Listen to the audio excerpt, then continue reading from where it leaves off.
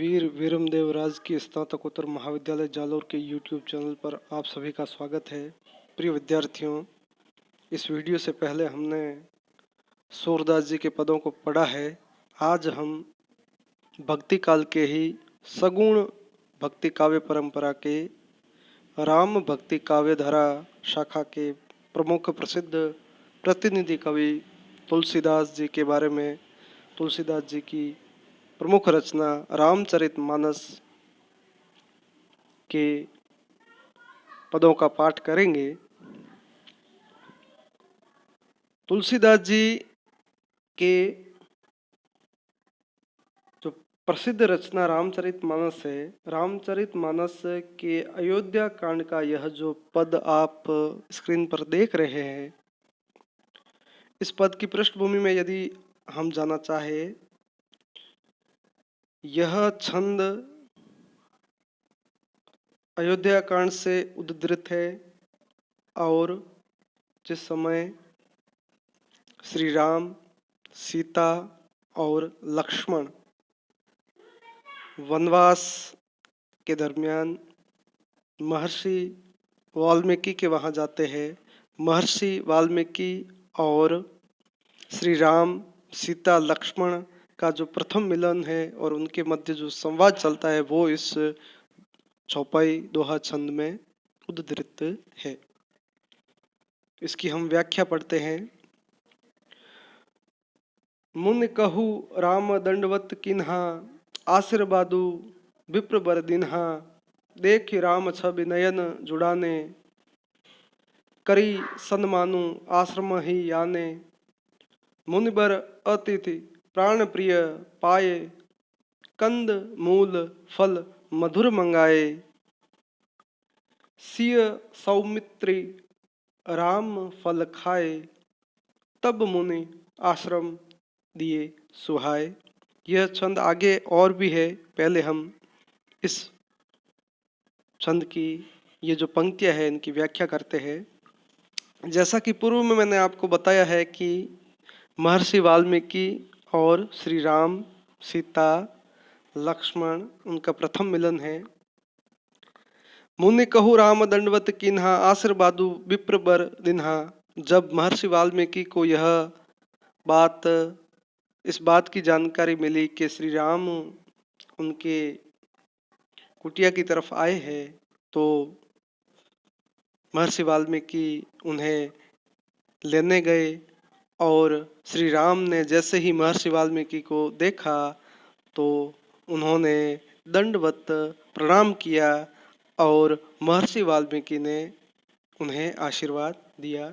देखि राम छवि नयन जुड़ाने, करी सन्मानु आश्रम ही आने। श्री राम की मनोहर छवि को देखकर, उनके नेत्रों को देखकर, उनके व्यक्तित्व को देखकर महर्षि वाल्मीकि अत्यंत ही प्रसन्न हुए और पूरे सम्मान के साथ उन्हें आश्रम में ले आए। मुनिबर अतिथि प्राण प्रिय पाए, कंद मूल फल मधुर मंगाए। मुनिवर, जो मुनियों में श्रेष्ठ है महर्षि वाल्मीकि, उन्होंने अपने अतिथि श्री राम, सीता और लक्ष्मण को देख करके अत्यंत ही वो प्रसन्न होते हैं और उनके लिए अल्पाहार हेतु कंदमूल फल मंगवाए। सिय सौमित्री राम फल खाए, तब मुनि आश्रम दिए सुहाए। महर्षि वाल्मीकि द्वारा मंगाए हुए फलों को सीता, सौमित्री, लक्ष्मण और श्री राम ने वो फल खाए और उसके बाद महर्षि वाल्मीकि ने उन्हें आराम करने के लिए, उन्हें विश्राम करने के लिए कहा। अगली जो पंक्तियां है, वाल्मीकि मन आनंदु भारी, मंगल मूर्ति नयन निहारी। श्री राम जी का जो स्वरूप है, उनकी जो मूर्ति, उनका जो रूप है, उनका जो सौंदर्य है, मंगल सौंदर्य है, उनकी आंखों को निहार कर वाल्मीकि जी का मन आनंद से भर उठता है, अत्यंत ही प्रसन्न होते हैं। तब कर कमल जोरी रघुराई, बोले वचन श्रवण सुखदाई। और उसके पश्चात श्री राम ने अपने कमल के समान हाथों को जोड़कर महर्षि वाल्मीकि से संवाद किया। तुम त्रिकालदर्शी मुनिनाथा विश्व बदर जिमि तुम्हारे हाथा। हे मुनिवर, हे महर्षि वाल्मीकि, आप त्रिकालदर्शी हो, आपको सब मालूम है कि मेरे साथ क्या घटित हुआ है, और आपके विश्व बदर जिमि तुम्हारे आता। ऐसा लगता है कि यह जो समस्त संसार है वो आपके हाथों में बेर के फल के समान है।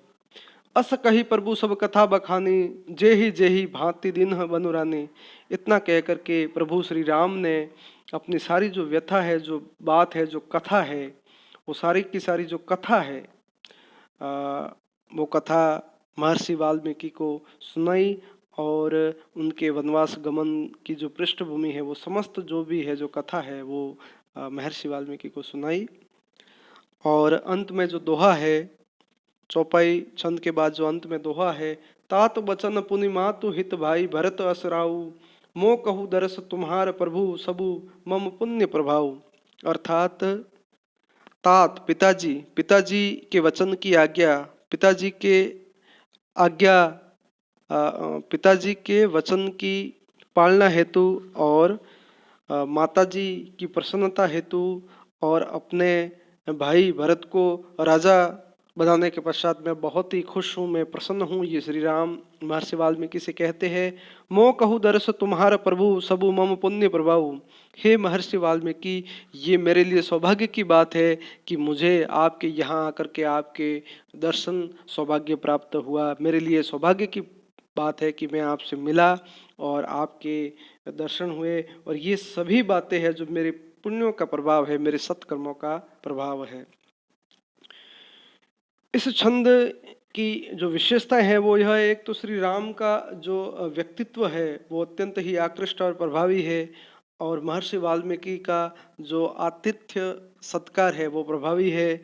और भाषा शैली के संदर्भ में यदि बात की जाए तो भाषा सरल है, सरस है, माधुर्य माधुर्य है, सहजता सरलता है इसमें।